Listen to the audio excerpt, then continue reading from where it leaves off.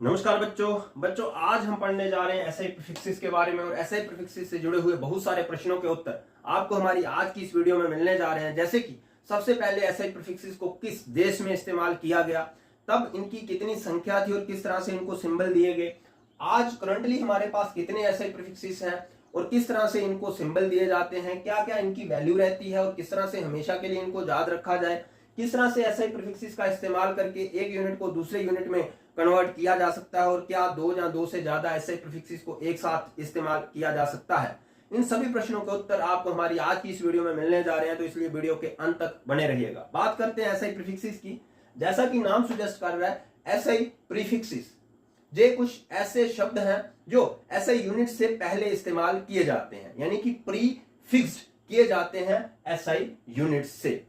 और हमारे पास जो नया यूनिट बनता है वो जहां तो एसआई यूनिट जो कि बेस यूनिट है जिससे पहले ये इस्तेमाल हुए उससे छोटा बनता है या फिर उससे बड़ा बनता है। एग्जाम्पल के लिए हम लेते हैं लेंथ का एसआई यूनिट जो कि हम जानते हैं मीटर रहता है, और मीटर से पहले कई बार हम सेंटी यूज करते हैं। यहां से ये लिखा है centi, C stand for centi, और हमारे पास जो नया यूनिट बन जाता है वो बन जाता है सेंटीमीटर। और सेंटीमीटर किसके बराबर होता है? 1 सेंटीमीटर। सेंटी की जब हम वैल्यू लिखते हैं 10 टू द रेज़ पावर -2 और मीटर की जगह हो गया, तो हमारे पास 1 सेंटीमीटर हो जाता है 0.01 मीटर के बराबर। तो जो नया यूनिट बना वो बेस यूनिट मीटर से छोटा बना। इसी तरह से कई बार हम मीटर के साथ के यूज करते हैं, यहाँ पे के स्टैंड फॉर किलो, और 1 किलो मीटर की जो अगर हम वैल्यू निकालें तो वो रहती है 10 to the raise power 3 metre के बराबर, क्योंकि किलो का यहाँ पे मतलब है 10 टू द रेज़ पावर 3। तो हमारे पास जो नया यूनिट बना किलोमीटर वो बेस यूनिट मीटर से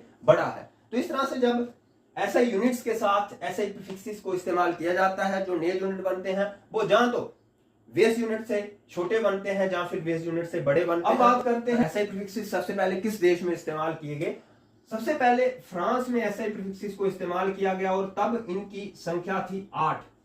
यहां से थे डेसी सेंटी मिली और वहां से थे डेका हेक्टो किलो। और मायरियो और मायरा ये भी दो थे, लेकिन बाद में मायरियो और मायरा 1960 में सीजीपीएम अप्रूव करता है एसआई प्रीफिक्सेस को। 1960 में मायरियो और मायरा दोनों डिसअप्रूव कर दिए गए और उनमें से सिर्फ आज उन 8 में से सिर्फ 6 ही इस्तेमाल में लाए जाते हैं, deci centi milli, deca hecto kilo. इन 6 को आज भी इस्तेमाल में लाया जाता है। तो प्रेजेंटली अगर हम बात करें तो हमारे पास टोटल 24 एसआई प्रीफिक्सेस हैं, 6 स्टार्टिंग वाले और उसके बाद समय समय पर और ऐड होते गए, तो 24 एसआई प्रीफिक्सेस हैं। इन 24 में से 12 इस साइड लिखे गए हैं जिनकी की value 10 to the raise power minus में है, और 12 इस साइड लिखे गए हैं जिनकी की value 10 to the raise power positive numbers में है। अब इन ऐसे प्रीफिक्सेस को किस तरह से याद रखा जाए, इनको सिंबल किस तरह से दिए जाते हैं और वैल्यू हमेशा के लिए याद रहे, उसके लिए क्या किया जाए। तो आपको कोई सांग नहीं बनाना, कोई कुछ ट्रिक नहीं इस्तेमाल करनी, आपको सीरियल नंबर वाइज जैसे 1 से लेकर 12 तक मैंने ये ऐसे प्रीफिक्सेस लिखे हुए हैं, आपको इनको क्रैम कर लेना है। जैसे कि मैंने किया हुआ deci centi milli micro nano pico femto atto zepto zepto ronto quecto. तो इसको एक बार सीरियल नंबर वाइज आप क्रैम कर लीजिए। अब इनके सिंबल किस तरह से दिए जाते हैं, माइनस वैल्यू वाले जितने भी हैं 10 टू द रेज़ पावर जिनकी वैल्यू माइनस में है, उन सभी को जो ऐसे प्रीफिक्स का नाम है उसका पहला अल्फाबेट लोअर केस लेटर में सिंबल लिखा जाता है। तो आप देख सकते हो मिली के लिए स्मॉल एम, माइक्रो के लिए एक एक्सेप्शन है जिसमें स्मॉल एम ना लिखते हुए हम म्यू सिंबल लिखते हैं जो कि ग्रीक लेटर है। बाकी सभी के केस में हमें जो उसका नाम है उसका पहला लेटर लोअर केस लेटर में लिखना है, जैसे कि पीको के लिए स्मॉल पी, फेम्टो के लिए स्मॉल एफ। तो इस तरह से आप सिंबल इनके दे दोगे। एक बार सीरियल नंबर वाइज इनको क्रैम कर लीजिए। सिंबल माइनस वाले सभी लोअर केस लेटर में, एक्सेप्ट माइक्रो उसका ग्रीक लेटर म्यू, और इनकी वैल्यू अब किस तरह से आपको हमेशा के लिए याद रहेगी। जब आपने सीरियल नंबर वाइज इनको लर्न कर लिया, deci centi milli micro nano pico femto atto, अब इनकी वैल्यू भी सीरियल नंबर वाइज हम लिख सकते हैं। पहले की 10 टू द रेज़ पावर -1, दूसरे की -2 और तीसरे की 10 टू द रेज़ पावर -3। तो पहले 3 तक आपको 10 की पावर 1 से शुरू करनी है काउंटिंग नंबर और 3 तक जाना है, और तीसरे के बाद 3 के बाद आपको जितनी भी वैल्यूज लिखनी है वो 3 के मल्टीपल्स में लिखनी है और -30 तक जाना है। तो 10 टू द रेज़ पावर -3, -6, -9, -12, -15, -18, -21, -24, -27 और -30 क्वेटो के लिए। तो इस तरह से आपको 1 से 3 और 3 के मल्टीपल अप टू -30 और इन सभी की वैल्यू भी याद हो जाएगी। सिंबल आपको बता दिए, सभी के lower case letter except micro, उसके लिए म्यू, और नाम इनके क्रैम करने हैं सीरियल नंबर वाइज। इसी तरह से राइट हैंड साइड पे भी जो लिखे हैं इन सभी की value 10 to the raise power positive numbers हैं और इनको भी आपने सीरियल नंबर वाइज क्रैम करना है।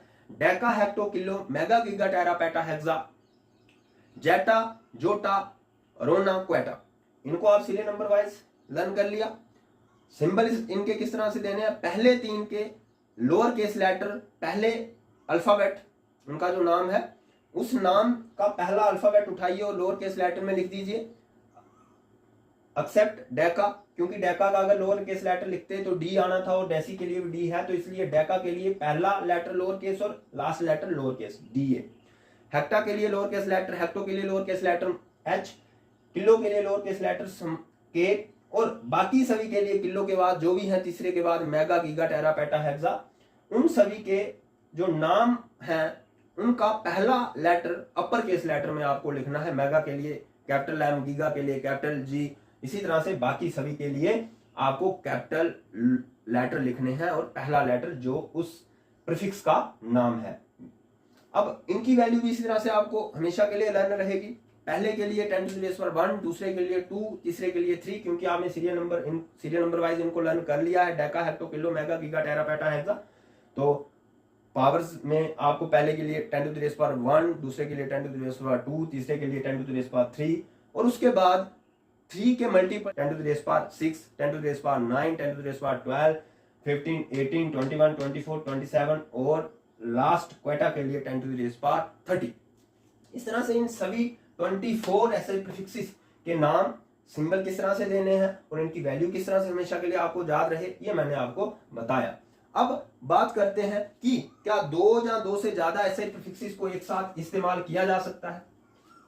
अगर नहीं किया जाता तो क्यों, और क्या कोई ऐसी एक्सेप्शन है जिसमें हम ऐसे प्रीफिक्सेस, ऐसे यूनिट के साथ ऐसे प्रीफिक्स को इस्तेमाल ना करते हुए सीजीएस यूनिट के साथ ऐसे प्रीफिक्स को इस्तेमाल करते हैं।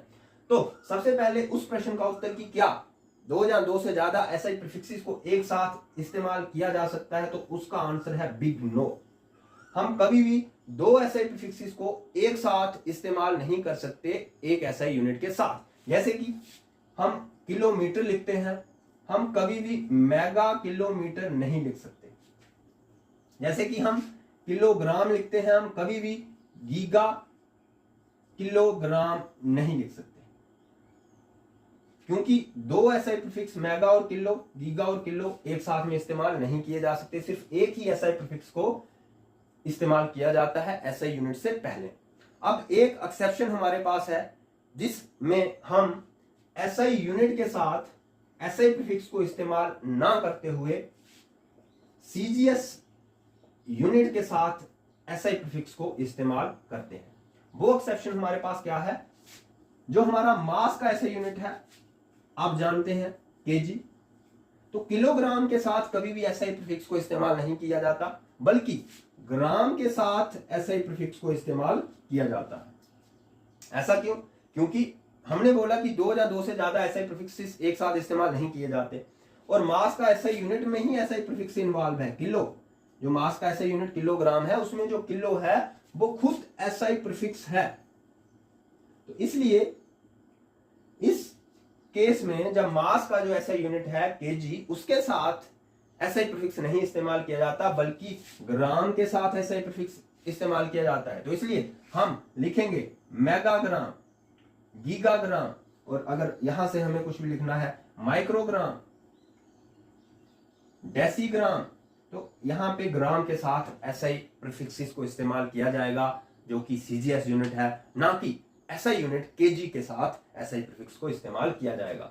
अब किस तरह से इनकी कन्वर्जन करनी है यूनिट्स की जब एसआई प्रीफिक्सेस इस्तेमाल किए गए होंगे, बहुत ही आसान है, आपको कुछ नहीं करना। जैसे सपोज कीजिए आपको पूछा जाता है कि 1 सेंटीमीटर कितने मीटर के बराबर होता है, तो आपने पहला स्टेप जो है वो दोनों side 1 centimetre is equal to 1 centimetre लिखना है। तो left hand side is equal to right hand side, 1 centimetre is equal to 1 centimetre.